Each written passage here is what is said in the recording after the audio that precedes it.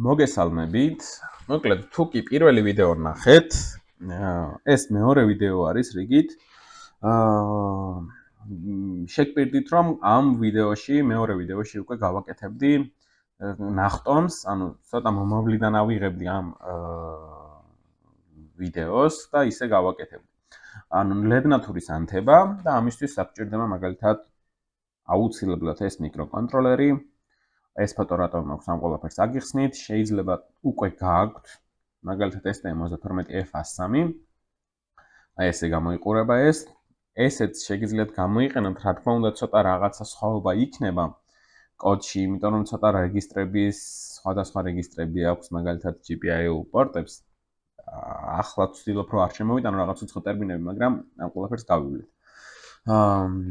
თუმცა პირიქით უფრო სასიამოვნო პროცესი იყო ხოლმე ჩემთვის, როდესაც სხვა რაღაცას ვსწავლობდი და მსგავს რაღაცას ვსწავლობდი, იმიტომ რომ არა თუ ჩემგან მოგიწევთ რაღაცების დაკოპირება და ამ ვიდეოს ყურების შედეგად, არამედ თქვენით მოგიწევთ მოძებნოთ solution-ი პრობლემის გადაჭრის გზა, ისე რომ ვთქვათ, ხო?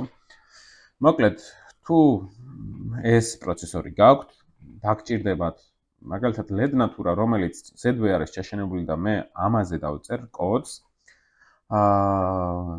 შეგიძლიათ რა თქმა უნდა ნებისმიერ პინზე დააერთოთ, ну ნებისმიერზე არა, მაგრამ აქ ძალიან ბევრი პინია ისეთ, რომელზეც შეგვიძლია დავაერთოთ. და კოდის საშუალებით მაგალითად ავაციმციმოთ, ხო? უბრალოდ დამატებით ჯერჯერობით აღარ დავაერთებ რაღაც წინაღობას, ამაკეთოთ ნახას და კაბელებს აღარ მოვიტან, უბრალოდ პირდაპირ ჩაშენებული რაც არის ლედნათურა შეგვიძლია ამ ლედნათურაზე დავწეროთ ჩვენი პირველი Hello World პროგრამა. დაგჭირდებათ პროგრამატორი, აი, აქვე გაჩვენებთ ესეთ ფოტოს, კომპიუტერში ერთდება.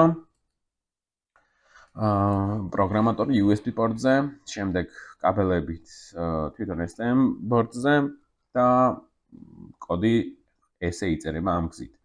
ასევე დაგჭირდებათ STM32F411 მენუალ, ჩემი პროცესორის მენუალ რეფერენსია ეს.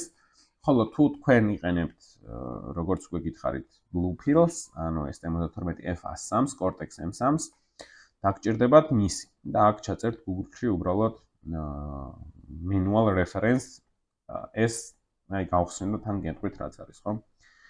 ორჯერ გავხსნი, რადგანაც გამიმარტივდეს რაღაცები, რომელზეც ამ ვიდეოში მინდა რომ ვისაუბრო. აქეთ ვნახოთ თუ რა ხდება. ესე იგი, ეს არის თლიანი 852 გვერდი, თლიანი წიგნი ფაქტურად იმის შესახებ და კიდევ არასრული რამდენიმე წიგნით შეიძლება დამატებითი რაღაცებისთვის არის ხოლმე და ესენიც დაგჭირდება უბრალოდ პირველი რაზეც მთავარი ძირითადი აი ეს იქნება ჩვენი სახელმძღვანელო რის მიმართაც ვიმუშავებთ.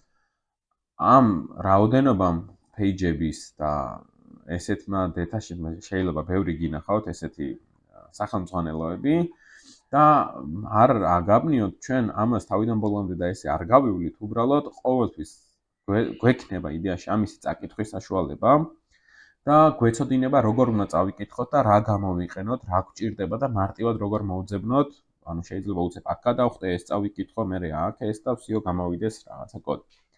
და ჩვენ რასაც ვისწავლით ის არის რომ გავივლით მის აგებულების შესახებ რაღაც პერიფერიალებს, რა მოწყობილობებით შიგნით არის ჩაშენებული და როდესაც ამ ყველაფერს გავაკეთებთ, მერე გვეცოდინება რომ აი ეს როგორ დავაკონფიგურიროთ, მერე ეს გვჭირდება, მერე ეს და აქ რა ერთიანები და ნოლიანები ჩავწეროთ. მოკლედ ახლა აქეთ გადავალ არქიტექტურაზე და აქეთაც მქონდა რაღაც ფოტო მოძებნილი, აი, მგონი ეს იქნება, კი ბატონო.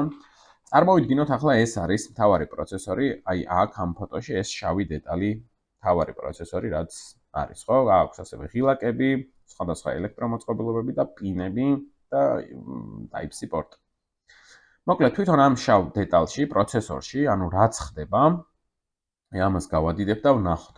თვითონ ამ შავ პროცესორში ეს ერთი ნაწილი არ არის, მასში კიდევ ძალიან ბევრი ნაწილი არის ჩაშენებული და ერთ-ერთი არის მთავარი პროცესორი, CPU, რომელიც აბსოლუტურად ყველა დანარჩენ მოწყობილობასთან არის დაკავშირებული.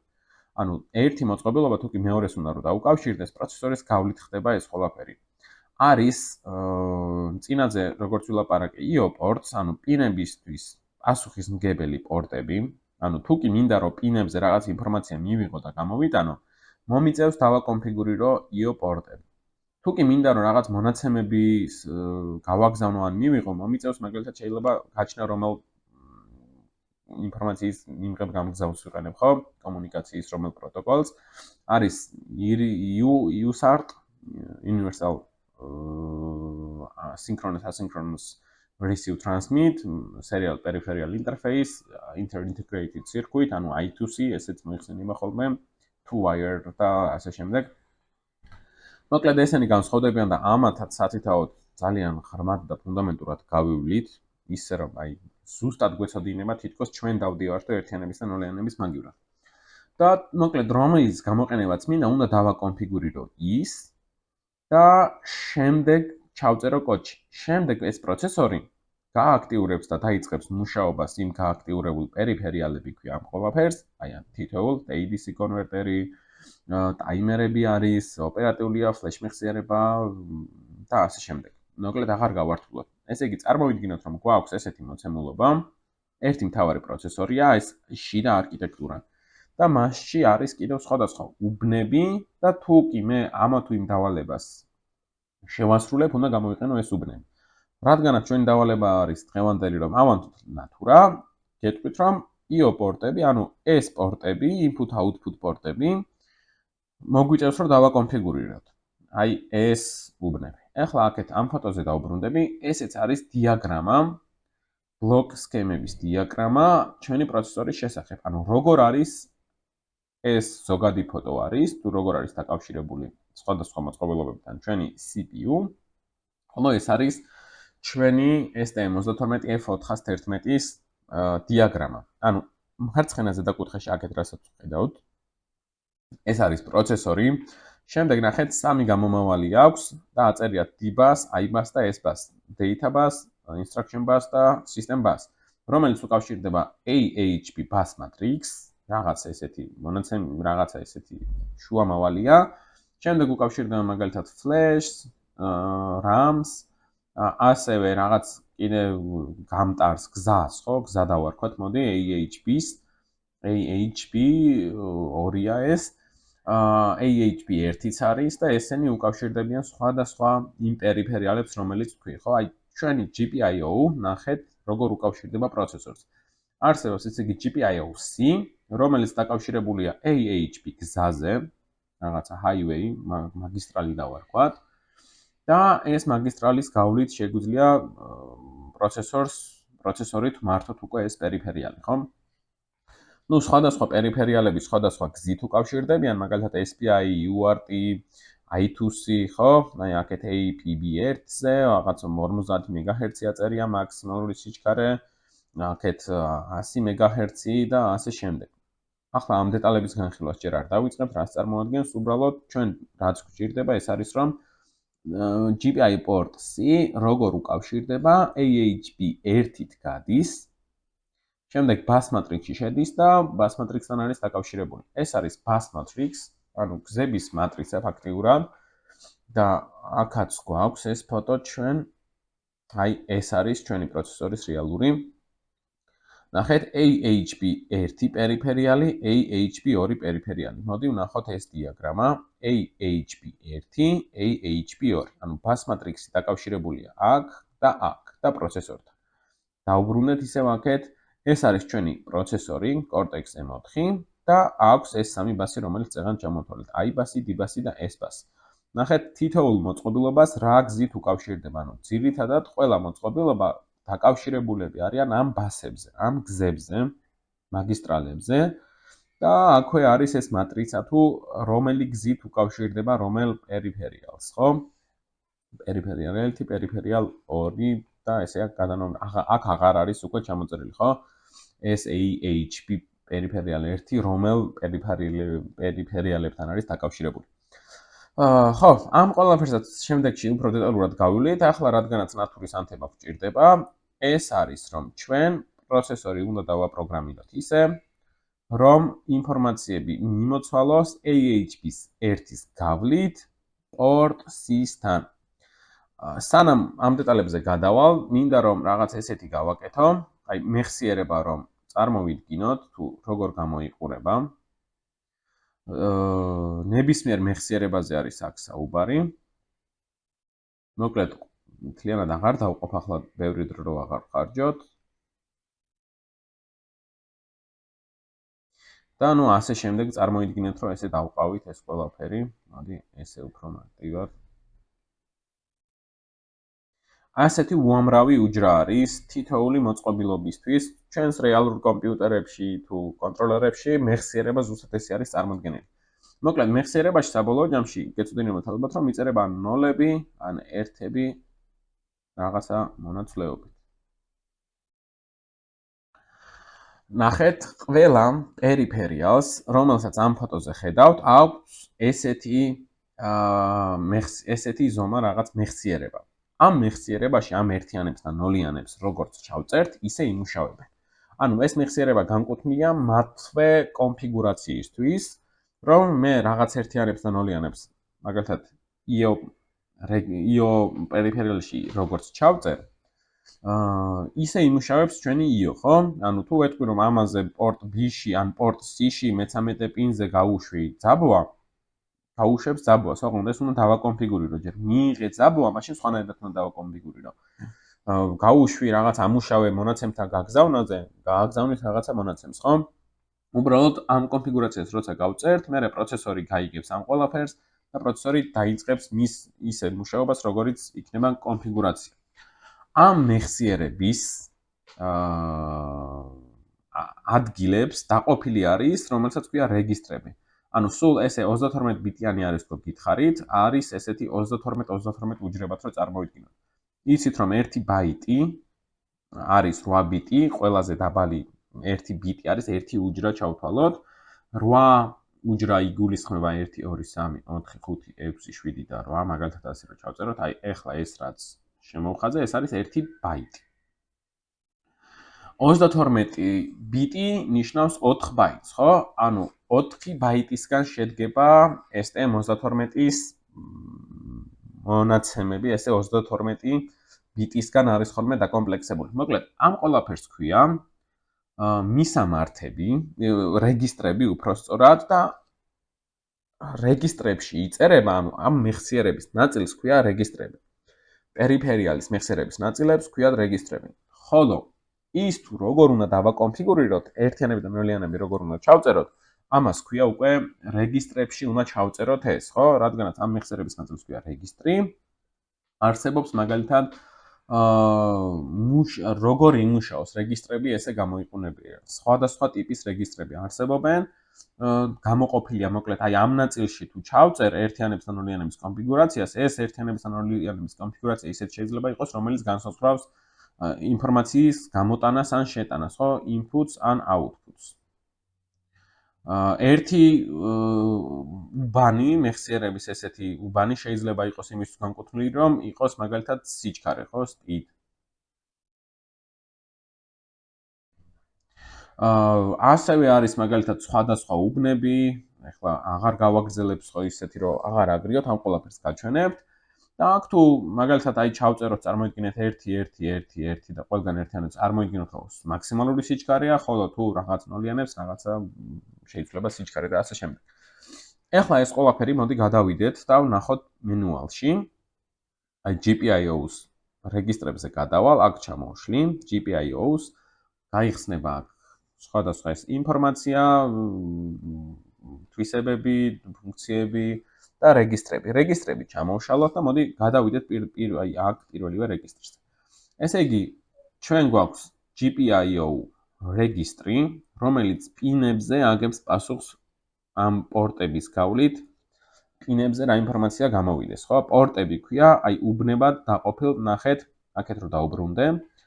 არის B5, B6, B7, B8, მაგალითად C13, C14, A1, A0 და ასე შემდეგ, ხო? ანუ ესენი არიან A, რასაც ქვია პორტები და ერთ პორტზე მაქსიმუმ 15 0-დან 15-მდე 16 პინი შეიძლება ჰქონდეს, მაგრამ ამ კონტროლერში არის მაგალითად მხოლოდ A, B და C გამოყენებული და რაოდენობა იმ პინების შეიძლება 15 არ იყოს ყველას, ხო? აი აქ C-ს 15 აქვს, მაგრამ B15 მე მგონი არ არის, თუ არის აქეთ A15, ხო A15-იც არის. კი ბატონო, ანუ სულ გვაქვს, ესე იგი A, B და C პორტები, თითოეულს 15 პინი აქვს და ახლა განვიხილოთ ჩვენი რეგისტრი ისევ. ესე იგი, ეს არის mode რეგისტრი.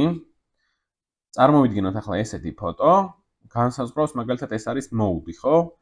mode-ის 32 ბიტია სულ.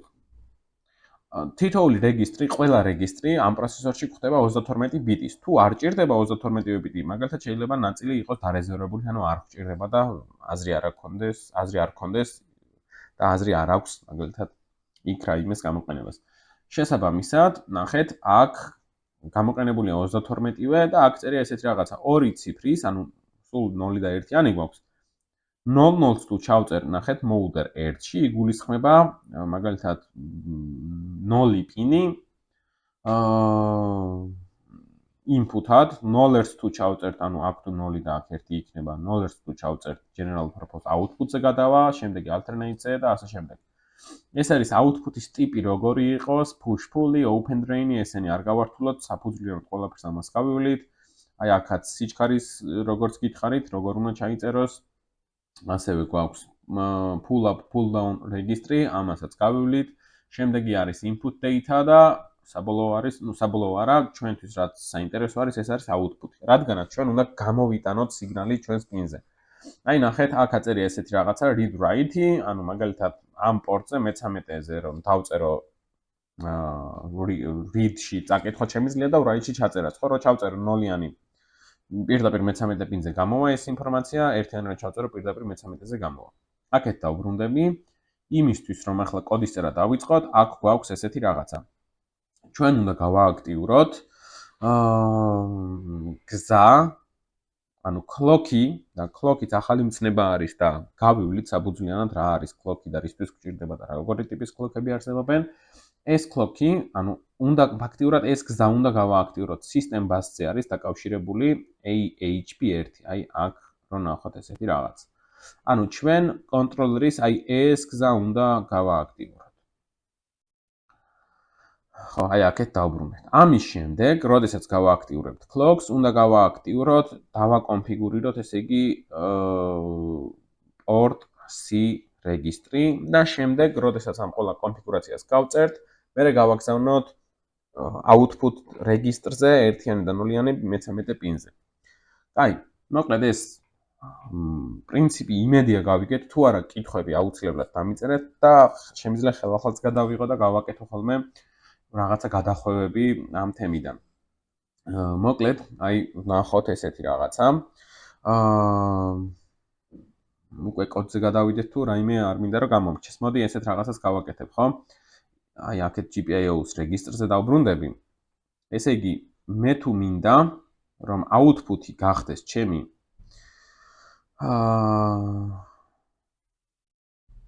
რეგისტრი, ანუ უნდა გავაკეთო ესეთი რაღაცა, რომ აი აქ მე-13, რომელიც არის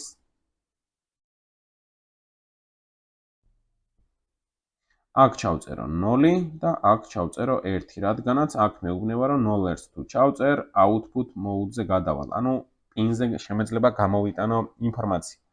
ანუ აქ 0 და აქ 1. ნახეთ, აქ ესეთი ვარიანტია. სულ გვაქვს 32 ბიტი 0-დან პირველი არის ანუ 0 ინდექსის მქონე, ხოლო ბოლო არის 31. ჯამში 32 გამოდის, ხო? 26 და 27 ბიტებზე უნდა ჩავწერო, ანუ 1-იანი და 0-იანი, ასეთ შემთხვევაში ხდება ჩვენი პორტი, ესე იგი, ინფორმაციის გამოსავალი და აქეთ დავბრუნდები ისევ. ასევე, როგორ უნდა გავააქტიუროთ clock-ი, რომელიც თქვი, რომ ეს გზა გაიხსნას, ხო? GPIO port C-ისთვის, ანუ აქ ბევრი არის დაკავშირებული. ესე გახსნა არ ნიშნავს, რომ ყველასთვის გაიხსნება და ყველა დაიწყებს მუშაობას. უბრალოდ, ამ ყველაფერს ჩაუღრმავდებით და უფრო ზუსტად გეტყვით, ახლა მარტივად რაც დავიმახსოვროთ, მე რომ ამ გზას გავხსნი, უნდა გაუწერო, რომ აი ამას შეეძლოს ამ გზის გამოყენება port C-ს. ნახეთ, ისევე data sheet-ში რო გადავიდეთ, აქ არის მე-6 თავში ჩემთან კონტროლი RCC-ს, რეგისტრებზე გადავალ, ჩამოვშლი ამას, აქ მჭირდება AHP1-ის გააქტიურება. ანუ აქ უნდა მოვძებნო AHP1 enable. აი ეს რეგისტრი. ნახეთ ეს რაღაცა მისამართებზე ყველა რეგისტრი, ანუ მეხსიერებაში, ყველა 32 თითოეულ 1 ბიტს აქვს რაღაცა მისამართი, ხო? 0x, მაგალითად 0x 400200. ეს არის 1 ბიტის მისამართი, 1 ბაიტის მისამართი. აი აქ რაღაცის მისამართი, ხოლო შემდეგი იქნება ახალ მისამართზე, მაგალითად 0x 402001. ეს იქნება, ანუ უკვე აი აქედან დაწყებული შემდეგი 8 ბიტი და ასე შემდეგ. ამ ყველაფერს გავიგებ და ვნახავთ. დავბრუნდები ახლა აქეთ არქიტექტურაზე და აი ეს ყველაფერი უნდა გაჩვენოთ ახლა. ჩვენ პერიფერიალების რეგისტრებს ვუკავშირდებით მისამართები. აი აქ ყველაფერს აქვს თავისი მისამართი, ხოლო ამავე მისამართზე, ანუ მაგალითად რო წარმოვიდგინოთ, აი თბილისის შემთხვევა, ქალაქის შემთხვევა, ხო? ერთი მთავარ ცენტრალურ ადგილზე გმირთა მოედანზე არის ჩვენი CPU და მაგალითად დაკავშირებული არის რაღაცა უბანზე, დაკავშირებული მაგალითად საბურთალოსთან არის დაკავშირებული IO პორტს, ხო? ეს ჩვენ ვიცით რომ IO პორტში, მაგალითად, აი პორტ-C-ზე თუ ვართ პასუხისმგებელი, საბურთალოს ნომერ 4-ში არის C. ანუ ჩვენ აქ რომ მივიდეთ, იქ შეიძლება დაგხვდეს მაგალითად корпуსი, ხო? ანუ პორტ-C, აი აქეთ რო ჩამოვიდეთ, ისევ GPIO-ს შემთხვევაში, ხო, აი ნახეთ, მოკლედ ესეთი რაღაც არის, აი პორტ-C, მაგალითად აქ მიკროკონტროლერთან არის აი ამ რაღაცა მისამართზე, ხო, ესე სახელებით არ გვაქვს კონტროლერში და 16-ბიტის ჩანაწერით არის. აი ამ მისამართზე არის ეს. ოკეი, მე გავხსენი გზა ამ მისამართზე, ეხლა საჭირო არის რომ ამ პორტმა იმუშაოს ისე როგორც მე გავაკეთებ. ანუ ამ პორტის კიდევ სხვა მისამართებზე ნახეთ ამისი დიაპაზონი არის GPIO პორტის 0x 4002.0800-დან 0x 4002.0BFF-დან. ანუ ამ დიაპაზონში, ანუ ეს ზღვარი აქვს, ხო, აქედან იწყება პორტსი და ამ მისამართებზე, ანუ თითოეული ერთით გაზრდილი მისამართი ერთ ახალ ბიტს ნიშნავს. და თითოეულ ბიტს როგორც დავაკონფიგურირებთ, ისე იმუშავებს. მოკლედ, იმედია გაურკვეველი არაფერი არ იყო. თუ იყო დამიწერეთ ეს ყველაფერი, რადგანაც იმდენად რაღაც დიდი ვიდეო გამოდის უკვე ხვდები რომ შეიძლება რაღაცა ბევრი კითხვის ნიშანი გაჩნდეს და იმასაც ვფიქრობ ხო არ დამეყოთ.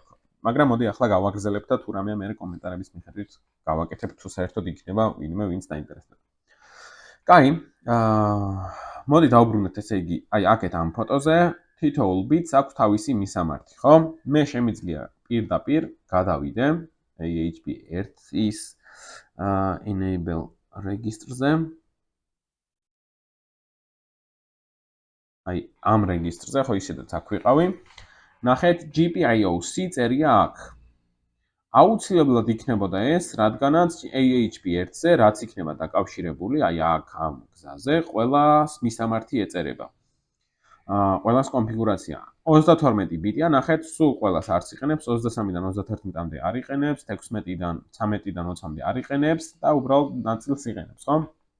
თუ კი მე აი ამ მისამართზე, ანუ მოდი ვნახოთ ესეთი რაღაცა RCC არის ეს.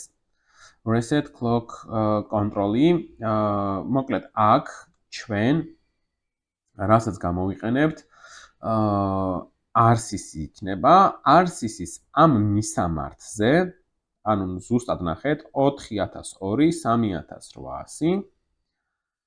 ეს არის აი ამისი მისამართი. მოდი ვნახოთ ეს.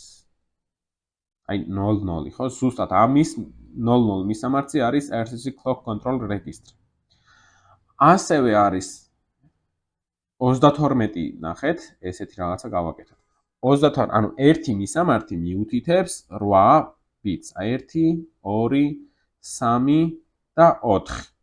შემდეგი რეგისტრის მისამართი, ანუ შემდეგი 4 ბაიტის მისამართი იქნება ნახეთ ახალზე 0x 4-ით მეტი. ანუ ეს რას ნიშნავს? აქ რომ მისამართები გვაქვს, აქ უნდა დაუწერო ზუსტად ის მისამართი, ეს იქნება 0x 4002-3800, ეს არის ზუსტად აი ეს მისამართი. აი ეს მისამართი. შესაბამისად, ანუ აი აქ რო ვთქვათ, საბურთალოზე და პირველივე მისამართი რომელიც იყოს ის რო განვიხილოთ. მაგრამ მე თუ მინდა რომ GPIO-ს აქ რეგისტრები ხო ვნახეთ, input-ი, output-ი, mode, speed და რაღაც რეგისტრი. თუ მინდა რომ აი mode-ში ჩავაკითხო საბურთალოს 4-ში, მაგალითად საბურთალოს 10-ში და ესე უნდა დაუკონკრეტო უკვე. პირველი რასაც ავიღებ, ეს არის ზოგადი მისამართი და კოდში რის გადატანაც დაგჭირდება. შემდეგ ამას რეგისტრიდან გავააქტიურებთ. clock enable register, აი ეს არის, აქ როცა ჩავწერთ, არა, ეს არ არის AHP 1 clock enable register. აქ გავააქტიურებ ერთიანით და გააქტიურდება ის გზა, ამის შემდეგ GPIO-ს გავუწერ კონფიგურაციას, ანუ იქ ფოტო როგორც გაჩვენეთ 0-1-ს ჩავწერთ და შემდეგ ერთიანებს და ნოლიანებს გავუშვებთ output data register-ს. მოკლედ, მოდი ამ ვიდეოს აქ გავაჩერებ, შემდეგი ნაწილი იყოს ვიდეოზე კოდის დაწერა უკვე.